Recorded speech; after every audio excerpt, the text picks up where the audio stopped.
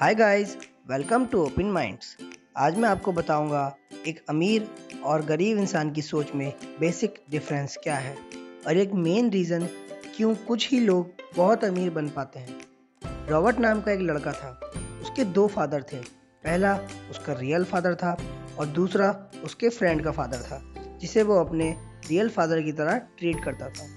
First father ने PhD की थी और वो बहुत एजुकेटेड था। वहीं दूसरे ने प्रॉपर 10th भी नहीं किया था। वो दोनों बहुत ही ज़्यादा हार्ड वर्किंग थे, बट दोनों की सोच में बहुत डिफरेंस था। रॉबर्ट हमेशा अपने दोनों फादर्स से एडवाइस लेता था। फर्स्ट फादर हमेशा रॉबर्ट को महंगी चीज़ें लेने से मना करता था।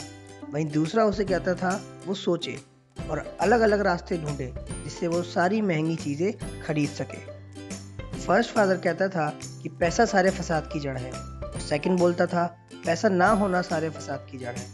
फर्स्ट उसे कहता था तू खूब पढ़, मेहनत कर ताकि तुझे बहुत अच्छी जॉब मिल जाए। दूसरा कहता था तू अच्छे से पढ़, मेहनत कर, बट खुद की कंपनी खोल ताकि बहुत सारे लोगों को जॉब्स दे पाए। रॉबर्ट ने डिसाइड किया वो अपने सेकंड फादर की बात सुनेगा और फॉलो करेगा। तभी जाके वो फ्लोरिडा का सबसे अमीर इंसान बना और वहीं पहला फादर वहीं का वहीं रह गया। कुछ इंपॉर्टेंट बातों में से एक बात जो रॉबर्ट ने अपने सेकंड फादर से सीखी थी वो थी फाइनेंशियल लिटरेसी, जो कि है एसेट्स और लायबिलिटीज़ के बीच का डिफरेंस जानना।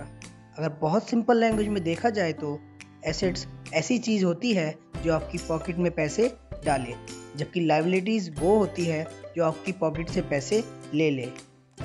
अमीर लोग इसलिए अमीर होते हैं क्योंकि वो अपने एसेट्स बढ़ाते हैं, जबकि मिडिल क्लास लोग सिर्फ अपनी लायबिलिटीज़ बढ़ाते हैं। एक एग्जाम्पल से समझते हैं। दो फ्रेंड थे, टॉम एंड जेरी। जब भी उन्हें सैलरी मिलती, टॉम अपनी सारी सैलरी अच्छे कपड़े, न्यू गैजेट्स, न्यू बाइक पे खर्च कर देता था और बहुत अच्छा फील करता था।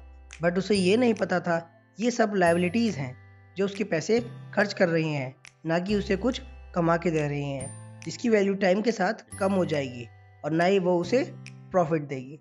बट जेरी टॉम से अलग था।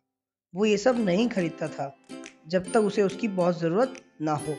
वो पैसे सेव करता था और एसेट्स में इन्वेस्ट करता था, जैसे स्टॉक्स, बॉन्ड्स, रियल एस्टेट्स, या कुछ सीखने के लिए इन्वेस्ट करता था जो उसे आगे जाके बेनिफिट देगा। 2 साल बाद जेरी करोड़पति बन गया और टॉम वहीं का वहीं रह गया। जो कहता था उसकी कम सैलरी उसकी मिडिल क्लास होने का रीज़न है। Cash flow. एक गरीब इंसान का कैश फ्लो इस तरह का होता है, उसे पैसे मिलते हैं और वो ज़रूरी खर्चों में ख़त्म हो जाते हैं। एक मिडिल क्लास का कैश फ्लो थोड़ा सा अलग होता है, उसे पैसे मिलते हैं और वो उसे ज़रूरी खर्चा और लायबिलिटीज़ पे खर्च कर देता है। इसलिए मिडिल क्लास और गरीबी में ज़्यादा डिफरेंस नहीं होता। मिडिल क्लास लोगों को लगता है उनकी बाइक, उनका घर, उनका एसेट्स है, जबकि ऐसा नहीं है। आपका घर आपका एसेट नहीं है जब तक आप उसे उस रेंट पे ना दो। वहीं अमीर लोगों का कैश फ्लो ऐसा होता है, उन्हें कुछ पैसे मिलते हैं और वो उन पैसों से अपना एसेट बनाते हैं और उससे बने पैसों से खर्चा करते हैं। इसलिए वो अमीर होते जाते हैं क्योंकि उनके इनकम के सोर्स बढ़ते जाते हैं। अगर आपको अमीर बनना है तो ये बात अच्छे से याद रखें, इस बात से फ़र्क नहीं पड़ता आप कितना पैसा कमाते हैं, इस बात से फ़र्क पड़ता है आप उसे कैसे और कहाँ खर्च कर रहे हैं। आपको कंज्यूमर वाली सोच से बाहर आकर इन्वेस्टर वाली सोच में आना पड़ेगा। लोग बस कंप्लेन करते हैं, उनकी कंडीशन का रीज़न उनकी कम सैलरी है और सैलरी बढ़ेगी तभी वो अच्छे से रहेंगे। बट लोग ये नहीं जानते कि इनकम बढ़ने के बाद लोगों के खर्चे बहुत बढ़ जाते हैं, क्योंकि ज़्यादा इनकम ज़्यादा अच्छी चीज़ें लेने पे मजबूर करती है, जैसे एक अच्छी कार, एक अच्छा फ़ोन, एक अच्छा घर, जो कि सब बस लायबिलिटीज़ हैं जो आपको अमीर बनने से हमेशा रोकेगी। ये सब इन्फॉर्मेशन मुझे rich dad poor dad by Robert T Kiyosaki से मिली है।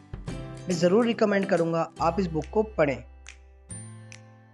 अगर आपको ये बातें अच्छी लगी हों तो लाइक करें और अपने व्यूज़ मुझे कमेंट बॉक्स में ज़रूर बताएं, और हाँ, सब्सक्राइब किए बिना ना जाएं। मैं आपके साथ ऐसी अच्छी अच्छी बातें टाइम टू टाइम शेयर करता रहूँगा जो आपको एक बेटर लाइफ जीने में हेल्प करेगी। At last, thank you so much for watching.